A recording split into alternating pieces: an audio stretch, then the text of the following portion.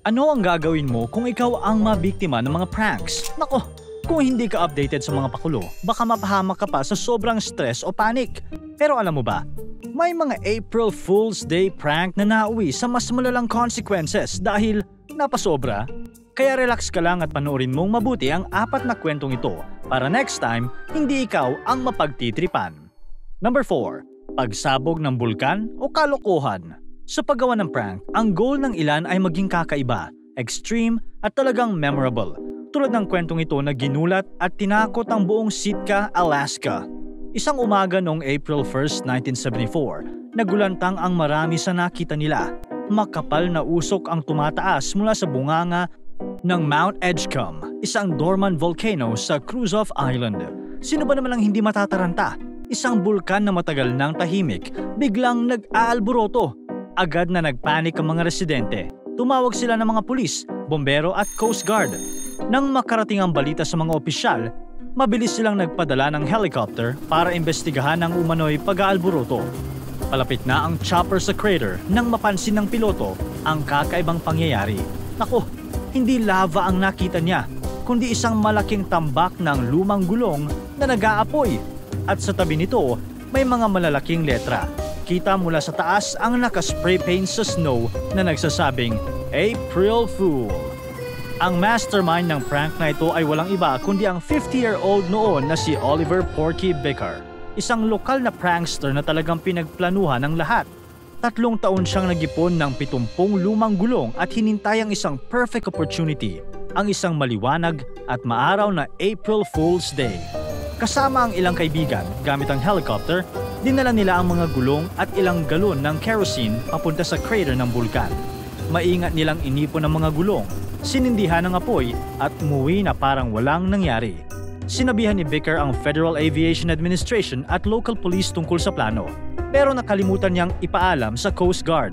Kaya naman, nang mangyari ang prank, nagkagulo ang buong bayan. Nang malaman ng mga tao na prank lang pala ito, natawa na lang ang karamihan. Mabilis na kumalat ang kwento na pick up ng Associated Press at naging usap-usapan sa buong mundo ang hanggang ngayon itinuturing na greatest April Fool's Day prank ever.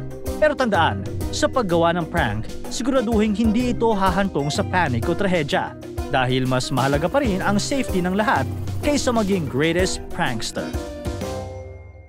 Number 3. Mother Pranks Best.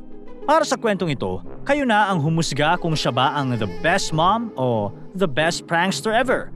Napuno ng tensyon ng April Fool's Day ng Virginia College sa South Carolina. Ang may pakana ay ang prankster na si Angela Timmons, empleyado ng eskwelahan. Naisipan niyang magpadala ng text sa kanyang anak na nasa New York.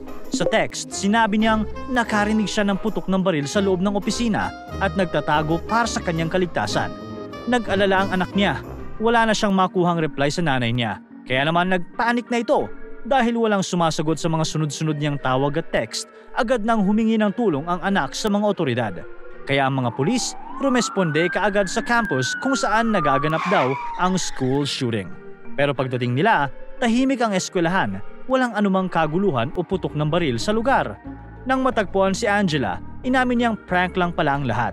Isang biro para sa April Fools na akala niya ay nakakatawa para sa anak. Sinabi pa niyang dati na rin siyang gumawa ng mga prank tuwing April Fool's Day.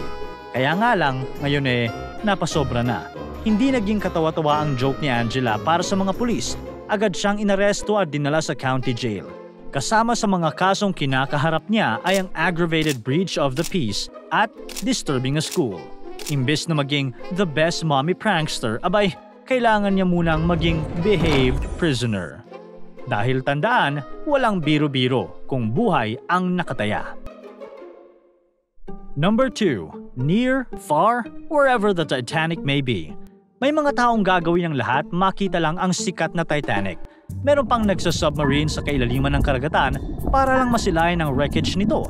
Pero alam nyo ba, noong 2001, daan-daang tao ang dumayo sa isang matarik na bangin sa England para lang masilayan ang replika ng Titanic.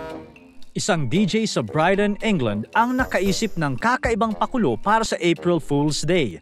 Sa radyo, inanunsyo niya na may full-size replica ng Titanic na makikita mula sa Beachy Head Cliffs habang naglalayag sa Sussex Coast. Sa sobrang excited ng mga tao, hindi na nila napansin ang date sa kalendaryo na April Fools na. Ang resulta, dumagsa ang mga tao sa bangin kahit na mahangin at sobrang delikado ang gilid ng bangin.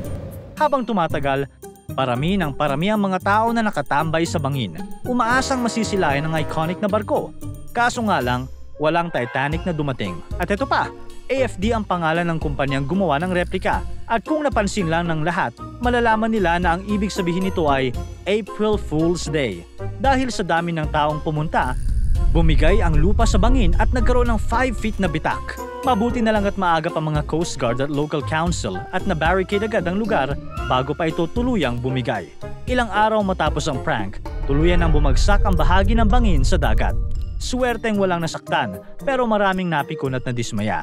Lalo na yung mga bumiyahe pa ng 40 miles para lang masilayan ng di umano'y replika ng Titanic. Nagsorry naman ang radio station sa nangyari at hindi na sila binigyan ng mas mabigat na parusa. Lugi ang mga taong umasa at nasaktan na makikita ang ganda ng Titanic. Pero their hearts will go on and on. Number 1. Walang mercy kay Marcy. Hanggang saan nga ba natin kayang palagpasin ang April Fool's prank? Kapag harmless? Pwede. Pero kapag parang pinagtitipan ka na, nako, hindi ata uubra ito kay Marcy Firstback. Si Marcy ay isang bagong customer service agent ng Southwest Airlines. Isang araw noong 2002, matapos niyang makapasa sa probationary period, naisipan ng kanyang mga supervisor na sorpresahin siya ng isang prank. Tinawag nila ang dalawang opisyal ng Albuquerque Police Department upang magpanggap na aarestuin si Marcy dahil sa umano'y natuklasang outstanding warrants sa kanyang background check. Sa gitna ng kanyang trabaho sa ticket counter, lumapit ang mga pulis, pinusasan siya at in-escort palabas ng terminal. Nako, kahit sino siguro magugulantang at matataranta kung inaakusahan ka ng bagay na wala kang kaalam-alam. Habang nangyayari ito, nagsimula nang umiyak si Marcy, litong-lito sa mga pangyayari.